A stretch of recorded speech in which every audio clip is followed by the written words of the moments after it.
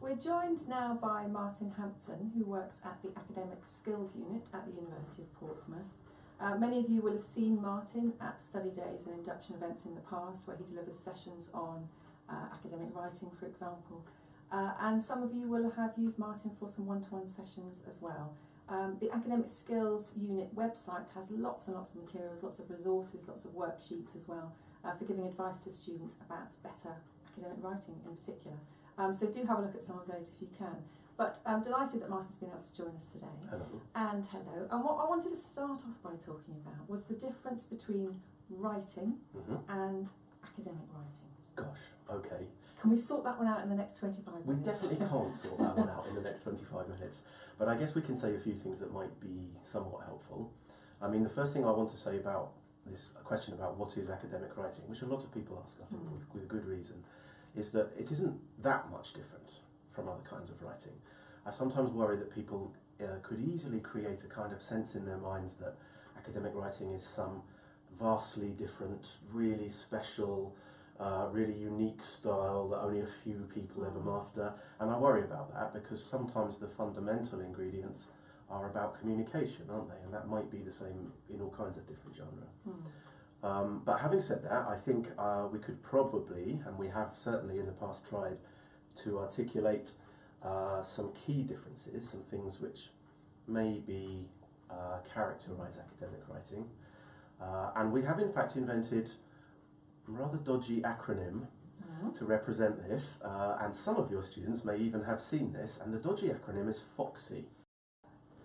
We just lost you all there for a moment, I am sorry. We were talking about the difference between writing and academic writing. Yes, indeed. And we were talking about our lovely friend Mr. Foxy, and we were just talking about writing being formal. And the point that I wanted to make was that sometimes I feel that students feel that they have to overcomplicate sentences because it has to be very, very formal. Yeah. So formality shouldn't be a reason not to make it clear. Absolutely, Yeah. absolutely. I sometimes encourage students not necessarily to emulate the stuff that they read. You know, some academic stuff, maybe in some disciplines more than your own, is written in a way which is inherently complex. And I definitely, you're so right, I definitely don't want to conflate formality with complexity.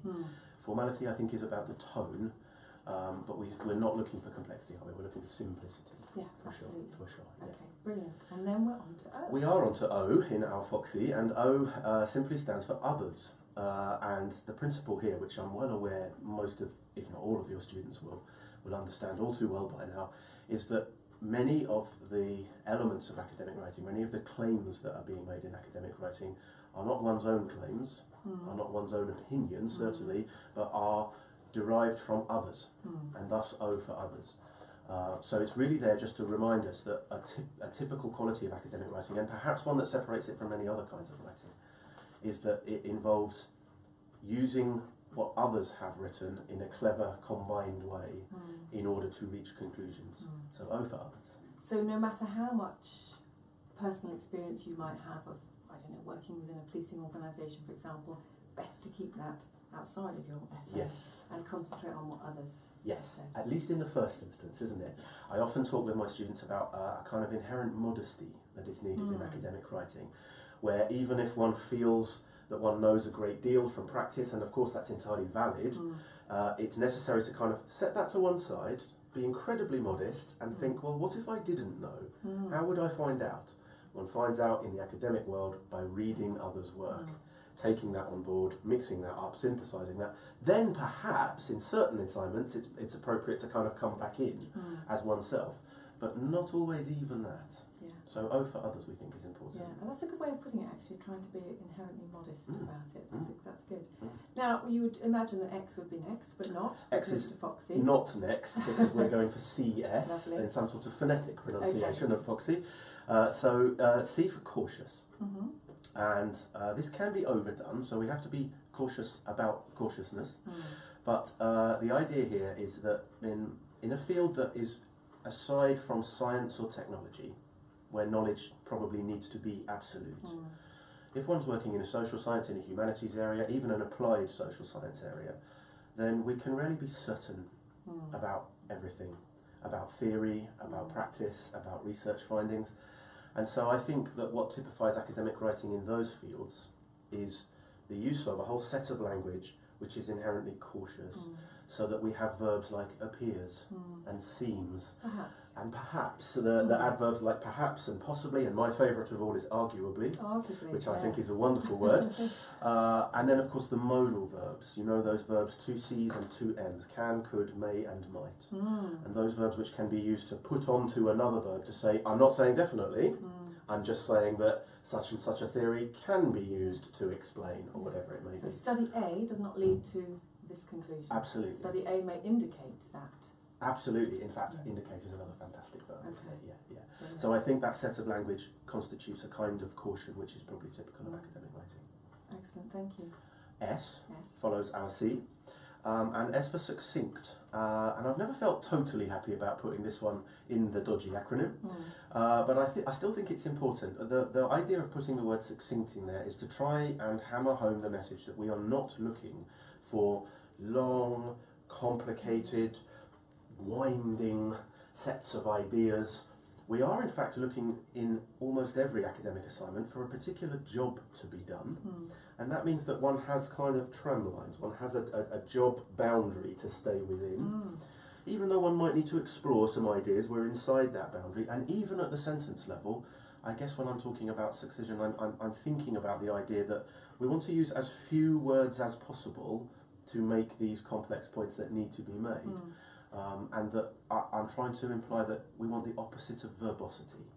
We don't want that thing where somebody uses far, far more words than are actually necessary to say something. We want something that comes to the point, but at the same time is cautious, as the C stands for. So it's not always easy, but I think it's a really important thing to remember that we're looking for something that is to the point, even if it is uncertainly to the point. Definitely. If that makes sense. Excellent, thank you. And then I. And then I finally for impersonal. Right. And again, this is not easy because it's not ubiquitous, is it? I know that many of your students, as in most subjects now, occasionally need to write reflectively. And when one is writing reflectively, of course, it is necessary to say I and to be personal about one's practice, about one's experience, maybe about one's own learning in some assignments. But that aside, if we put reflective writing to one side, I think it's possible to say that academic writing is typified by a certain kind of distance. So that we think and we write impersonally as if we were not ourselves, if that makes sense. And it kind of relates to what you were saying earlier. And that means, doesn't it, that practically we almost certainly do want to avoid first person. We want to avoid I, me, my. We probably want to avoid as well another thing which slips in sometimes. This is quite a minor thing, but sometimes I see this, where people use second person. And they might write a sentence that says something like, you can see from this data, and I see the you in there. Which isn't an I, but yes. I always think, when I'm reading that, I always think, well, you're talking to me? You're talking to me directly out of the page? So by avoiding those personal pronouns, first person and second person, and indeed first person plural, which is we, by avoiding those, we add to the impersonal sense of a piece of work, unless it is reflective, don't we? And that's the sort of surface level. Underneath that is this important principle, isn't it? That in most kinds of academic assignments, we are not looking for what the writer themselves thinks about the issue.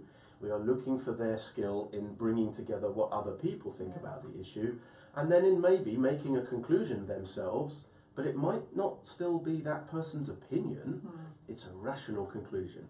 This is fundamental about university, isn't it? So in doing that then, you're also contributing back to the F and the O again, aren't you? In avoiding the impersonality, you're contributing to the formality and the concentration on Absolutely so, absolutely so. Mr. Fox and the Foxy writing is something which is kind of interoperative, so those things should affect one another. They come as one thing. Yeah, brilliant. And just a rough guide to maybe what academic writing consists of. Yeah, I think that's very helpful. Thank you, Martin. Not at all. Now, one thing that markers have a tendency to do is to throw terms into feedback without often explaining what they mean. Yes. We're all guilty of that. And one thing that I tend to do, and I don't think I explain it well enough, is that I suggest to students that they need to do more signposting. Okay. Can you explain a bit more about what signposting is? Yeah, for sure. Signposting is a word which I think is used in many academic contexts, and it's an analogy, it's a metaphor really, because the metaphor is saying that your assignment, when it is being read by somebody, is rather like taking them on a journey. So you imagine that you've got them in the back of the car, hopefully they've gone there willingly, and you're driving them somewhere, you're taking them somewhere in your assignment. And as we both know, sometimes the weaker assignments are characterised by a kind of winding journey that goes all over the place, and there's a sudden right and a sudden left, and the poor people in the back are going to be thinking, I don't even know where we're going, and why are we doing this turn here, why are we doing this? And so to reassure those people who are coming on this journey with you, we need signposting in exactly the same way as it's quite nice for the people in the car if they can look out the window and see an actual signpost which says London 52 miles, but then first of all we're going to be passing through Petersfield 25 miles and Hazelmere 35 miles, so that we kind of get a sense of what the overall destination is, but also what other places going to be on the way to that overall destination. Now, how does that translate? That translates in a piece of academic work, most typically an essay. With those sentences where a student might write something like, this essay will. And it's taking a few sentences, not too many, but taking a few sentences, typically in the introduction, to say this essay will first explore X, whatever it is. The essay will then critique Y, whatever that is. Finally, the essay will address Z, whatever that is, so that we have some indication at the beginning of what is going to come and what order it is going to come in. And then crucially, and the part which I think some students forget, is that the signposting comes in the middle as well. So if you can imagine, that first part was going to be why. If we get to the end of that paragraph, as a reader, it's so helpful if the student has written something like, having discussed X, whatever it was, Y, this essay will now address X, or Z, or whatever it was next. And therefore, you're kind of reminding the reader, during the body of the essay, that, oh, we've just done that thing which I said we were going to do, and it's almost like you're patting your readers on the head and saying, do you remember? Do you remember I said I was going to do that? And then the reader says, oh yes, I remember, and you say, and now we're going to do this, because do you remember, that's what I said we were going to do. Sometimes I meet students who worry that this is somehow unsophisticated, that it shouldn't be necessary, but my impression is always that markers rather like it. Absolutely. And in a way, it doesn't work with your analogy very well, because I don't mean this literally, but it puts the reader in the driving seat a little bit, because it gives them a little bit of control back, because they know a bit about the direction that it's going in. They're not totally lost thinking, where on earth is this going? I see your point, absolutely. But not literally in the driving seat. That would absolutely. Be hazardous. Yes, indeed, Another thing that I wanted to move on to look at is something that often I think shows the difference between level 4 writing and level 5 and 6 and beyond writing, is the difference between description and analysis. How do we move from one to the other, and what's the difference between them? It's so hard, isn't it? And again, one of the sort of disclaimers which I usually speak to about with students is to say, well, if we're going to try and talk about analysis, we have to appreciate that it isn't definitely one thing, that it has no crystal clear meaning. And therefore, what we mustn't hope is that we can develop some kind of recipe to be analytical, because in a funny way, that's inherently unanalytical to do that. So I think we have to start with this disclaimer to say there's no easy way, absolutely, to say it's this, it's this, it's this. But if I may, I'm going to use yet another toy, which is this lovely piece of Lego, which I've constructed, as you can see, into a rather marvellous airplane. Very well done, yes. Because I think using a practical tool like this can give us an idea about at least one thing that analysis probably is. And I think it's this. I think analysis involves deconstruction and not accepting a thing for what it appears to be at first sight. So it would be quite easy to describe this. I can say, this is a Lego model. It is made of the larger Lego for younger children, which I think is called Duplo, is that correct? It has been shaped into something which resembles an aircraft. There are, 5, 6 different coloured bricks involved in its construction of 3 kinds, 3 different lengths. And I have nothing else to say because I have pretty much described it. Now the academic writing equivalent would be, wouldn't it, to say, I've read this and I've read this. This person did this study and found this. This person did this study and found this. This person has this theoretical explanation. In practice, this is what happens.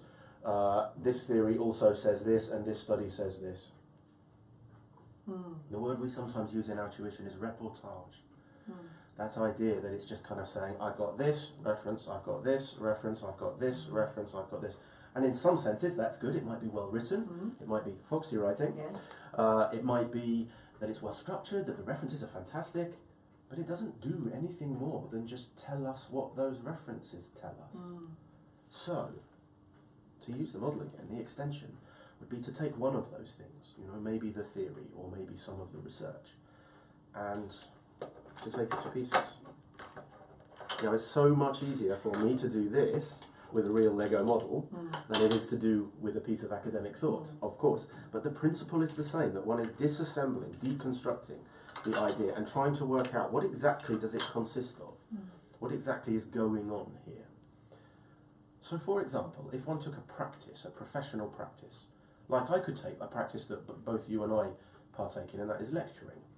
And it would be very easy, wouldn't it, just to say, well, lecturing is lecturing, and we could describe it.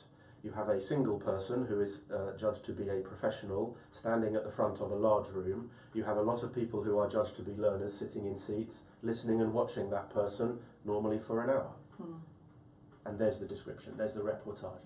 But if we really think about lecturing, and if I try to think what exactly is going on, then I might be able to find something else to say. I might be able to think, it's very interesting, because when you look at the environment of a lecture theatre, quite often the person at the front is at a podium and has a kind of superiority because they have been risen above the level of the floor. And quite often the lecture theatres are designed so that all the audience are looking at that person. There's a kind of curve, rather like a theatre. And quite often there's a very large screen, which is more dominant the person is. So there are things going on which are interesting, and where I might go, that's interesting, so there's actually something political going on in a lecture. I notice a thing that isn't actually there, but I think, oh, you know that moment you sometimes have when you think, bing, and I might think, oh, lectures are all about the imposition of power by one person on a bunch of other people who are actively disempowered by the nature of the space. Now that's not the description, that's not there, it's inside, it's underneath. It's looking at the influences, isn't it? Absolutely. So to take an idea or a practice and then to take it to pieces, sometimes you can then put it back together and think it's a different thing. It's not as simple as it seems, it's not just what it is. And I think that's what we're asking for when we ask for analysis, a sort of deeper thinking, a reading between the lines. Brilliant, thank you so much, Martin. That's been brilliant. And I hope that next time we can grab you to come along, we can look at the difference between analysis and critical analysis, which is one step even further. Indeed. Thank you. Thank you very much indeed.